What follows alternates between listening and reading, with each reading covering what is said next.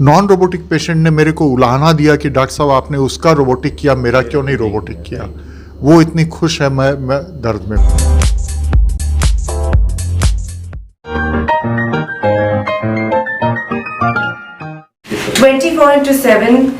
ताजा समाचार के पाठकों के लिए मेरी तरफ से हार्दिक शुभकामनाएं। नमस्कार, मैं हूं सुदेश भोसले और 24x7 ताजा समाचार के सभी दर्शकों को मेरी तरफ से ढेर सारी शुभकामनाएं। दिवाली मुबारक हो और आने वाला नया साल भी बहुत बहुत मुबारक हो।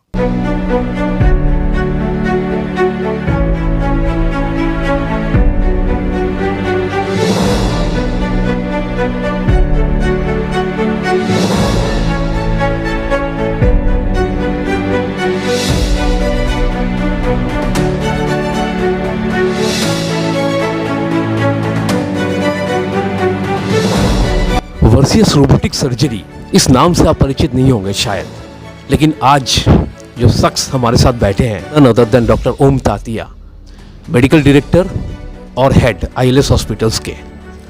हम जानना चाहेंगे सर, रोबोटिक सर्जरी के बारे में हम सभी जानते हैं, चीरे कम लगते हैं, घाव जल्दी सूख जाता है।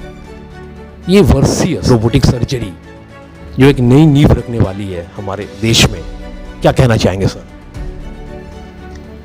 देखिए, इसमें सबसे पहले तो मैं एक कॉन्सेप्ट क्लियर कर दूं कि रोबोटिक सर्जरी में ऐसा नहीं है कि चीरे कम लगते हैं।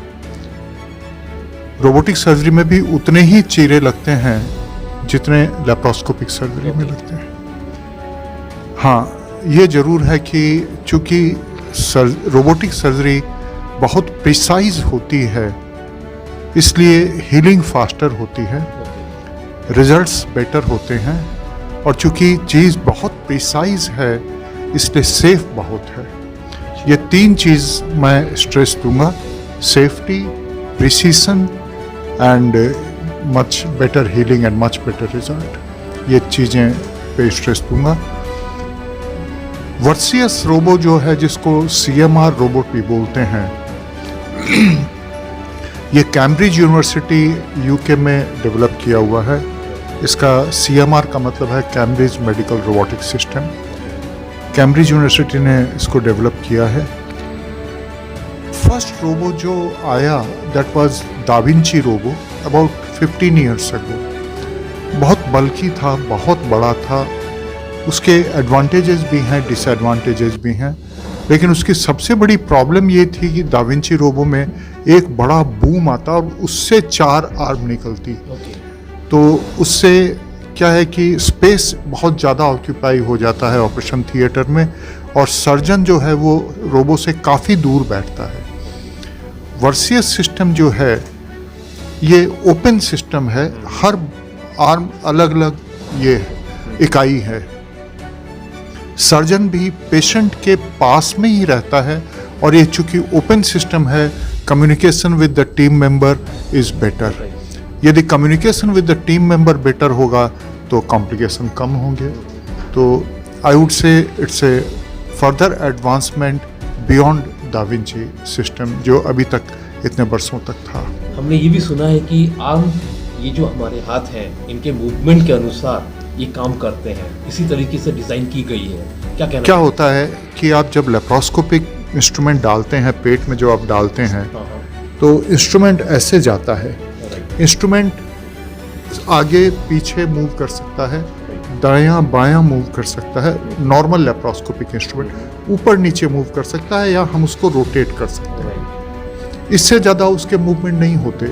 लेकिन रोबोटिक में हमारे हाथ के जो मूवमेंट है, इस तरह के मूवमेंट ये मिमिक कर लेता है। तो इसलिए कोई भी एरिया वो एंटीसिपेट करने लगता है। मैं अपना हाथ जैसे मूव करूंगा रोबोटिक कंसोल पे बैठ के, इंस्ट्रूमेंट भी वैसे ही मूव करेगा। तो it is as if my hand is inside the abdomen. मैं यदि हाथ ऐसे मूव करूंगा तो रोबोटिक आर्म भी ऐसे ही मूव करेगी, और इसलिए हर एंगल जो है वो एक्सेसिबल हो जाता है। आप ऐसा सोचिए कि एक स्ट्रक्चर यहाँ है, एक स्ट्रक्चर यहाँ है, पेट में ऊपर से इंस्ट्रूमेंट आता है, नॉर्मली ऊपर से जब इंस्ट्रूमेंट आता है तो वो एक एंगल पे आता है और इस स्ट्रक्चर के बीच में जब काटना हो तो मुश्किल हो जाती है। वही यदि ऊपर से इंस्ट्रूमेंट आए और ऐसे घूम जाए तो वो उस एक्सिस में काट पाएगा।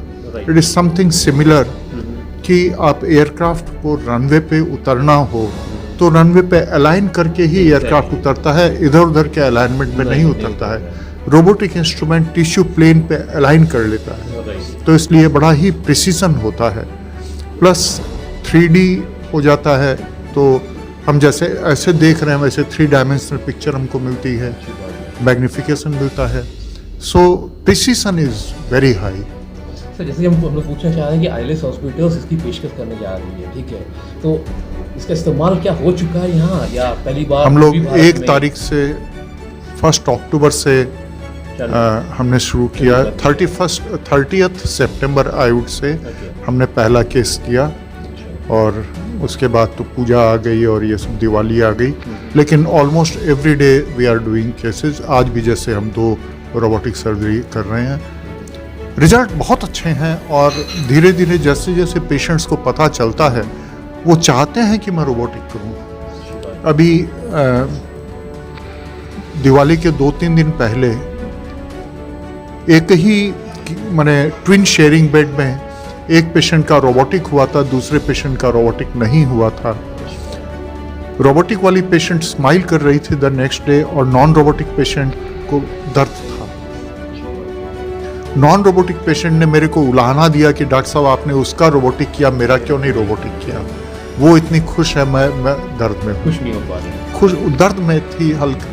लेकिन ऐसा भी सुनने को आ रहा है कि काफी लोग समझते हैं कि रोबोटिक सर्जरी काफी महंगा साबित हो रहा है, तो इसमें देखिए डिस्पोजेबल काफ़ी लगते हैं और वो एक सर्जरी में ही वो इंस्ट्रूमेंट काम आते हैं, तो नेचुरली महंगे तो होते ही हैं। हाँ, तो इस पर क्या खुलासा करना चाहेंगे? देखिए quality comes with A cost. आज कोई भी अच्छी क्वालिटी आप, जैसे हमने जब शुरू किया था सिंगल चिप कैमरा, मैंने उस समय जो लेप्रोस्कोपिक सेट खरीदी थी 7-8 लाख रुपए में खरीदी थी। आज हम कैमरा जो यूज़ करते हैं 3D कैमरा हम जो यूज़ करते हैं नॉन रोबोटिक सर्जरी का, उसकी कीमत 70 लाख रुपए है। तो जैसे जैसे एडवांसमेंट होगा चीज़ें तो महंगी होगी और महंगी होगी तो, बट यस हम लोग कोशिश ये कर रहे हैं कि पेशेंट के ऊपर जितना कम से कम बर्डन हो सके।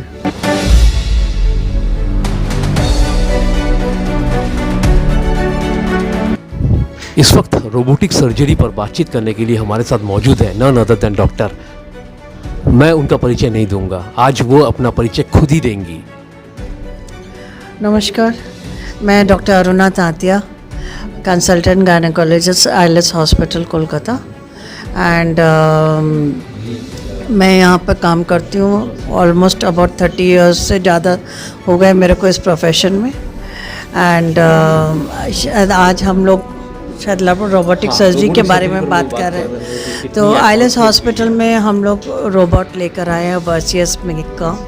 तो बहुत दिनों से इच्छा थी कि ये रोबोट को यूज़ करा जाए, बिकॉज़ इसमें जो साधारणतः जो जहाँ हम लोग बॉडी में लैप्रोस्कोपिक सर्जरी से नहीं पहुँच सकते, वो रोबोट के ज़रिए आसानी हो जाता है। बिकॉज़ इसके हाथ ऐसे हैं जो कि हमारे हाथ यदि पेट के अंदर हो उस तरह से काम करते हैं, इसीलिए जटिल से जटिल ऑपरेशन भी करने में इससे मदद मिलती है। जबकि लैप्रोस्कोपिक सर्जरी में एक लिमिटेशन है, हमारे इंस्ट्रूमेंट कुछ डिग्री तक ही मूव कर सकते हैं, ज़्यादा मूव नहीं कर सकते। और रोबोट में जब तक कि हम लोग मतलब 360 डिग्री इस तरफ और 360 डिग्री उस तरफ करके लेके 720 डिग्री मूवमेंट पॉसिबल है रोबोट के ज़रिए। तो इसलिए अक्सर रोबोट का यूज़ कैंसर सर्जरी में ज़्यादातर होता है, चाहे प्रोस्टेट कैंसर हो या और दूसरा बॉडी का कैंसर हो, उसके लिए हो रहा है। बट अब ये बिनाइन सर्जरी जैसे एंडोमेट्रियोसिस, गायनी की सर्जरी बताती हूँ, एंडोमेट्रियोसिस जो कि कैंसर ना होते हुए भी कैंसर की तरह प्रस्तुत होता है, जगह जगह चिपका हुआ रहता है, पूरी आंख चिपकी हुई रहती है यूट्रस से, तो ये ऑपरेशन बहुत ही जटिल माना जाता है। One of the very difficult operation in gynaecology, जो कि रोबोट के मदद में हम लोग बड़ा इजीली कर सकते हैं और पूरी तरह से वो एंडोमेट्रियोसिस को हम लोग निकाल सकते हैं। एक कोई भी सर्जरी का सफलता जब होगी जब हम डिजीज़ पोर्शन को पूरा निकाल लें। अगर हमने डिजीज़ पोर्शन को पूरा नहीं निकाला, थोड़ा बहुत वहाँ छोड़ दिया, तो वो उसकी सफलता नहीं होती है। तो रोबोट के ज़रिए इस टाइप की सर्जरी या यूट्रस के कैंसर की सर्जरी, ये सब सर्जरी करने में बहुत ही सुविधा होगी और सक्सेस ज़्यादा होगी। तो अल्टीमेटली हमको क्या चाहिए कि हम अपना पेशेंट को इस तरह का ट्रीटमेंट दें जिससे सी सक्सेस अच्छा रहे। तो it is a boon for the patient कि अगर हम लोग ये रोबोट के ज़रिए उनका ऑपरेशन कर सके ताकि उनके मतलब ऑपरेशन पूर्णतया हो। सारे ऑपरेशन करने की दरकार नहीं है, कुछ जटिल ऑपरेशन जो होते हैं वो रोबोट के सहारे यदि किया जाए तो बहुत सुविधा होगी पेशेंट्स के लिए। सर जैसा जिक्र कर रहे थे कि मतलब 1 तारीख से आप लोग इस्तेमाल कर रहे हैं। हाँ जी। का तो कितनी सफलता मिली है, कितनी सर्जरी आपने की है? अभी तक मैंने तो 2 सर्जरी करी है। एक यूट्रस रिमूवल का ऑपरेशन किया था और एक सर्जरी जिसमें एंडोमेट्रियोसिस था, चॉकलेट सिस्ट था बड़ा सारा, अराउंड 10 सेंटीमीटर का चेकलिस्ट था, उसको निकाला। ओवरी को नहीं निकाला, केवल उसका अंदर का लाइनिंग को निकाला और आसपास में जो चिपका हुआ था उसको निकाला। उसके उस ऑपरेशन करने के बाद में पेशेंट शाम को ही चलने लग गई and she started having liquid शाम को ही, और दूसरे दिन सुबह में वो घर चल गई। वो बोली मेरे को पता भी नहीं चला कि मेरा ऑपरेशन हो गया, इतना एब्सोल्युटली पेनलेस था। So these are the 2 operation I have done so far and we do hope in coming future और भी ज़्यादा हम लोग करें, क्योंकि हर पेशेंट को रोबोट का दरकार नहीं, केवल जटिल ऑपरेशन को ही दरकार है।